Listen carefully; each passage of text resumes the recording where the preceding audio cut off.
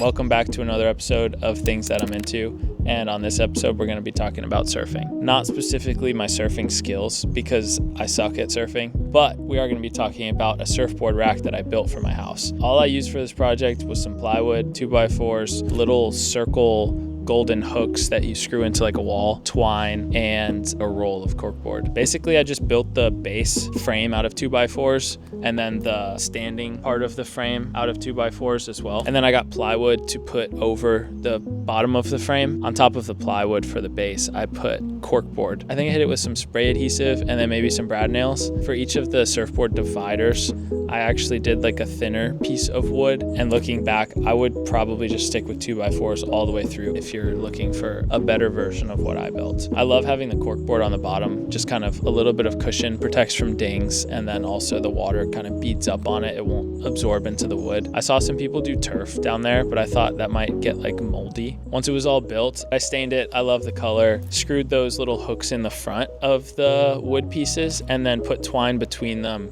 and just tied a little knot so that you could hook and unhook so the boards wouldn't fall out that way. We have a lot of surfboards and this has been so nice to have. They'd be laying all over the yard and the floor if we didn't have it. So yeah, that's the surfboard rack. Let me know what you think.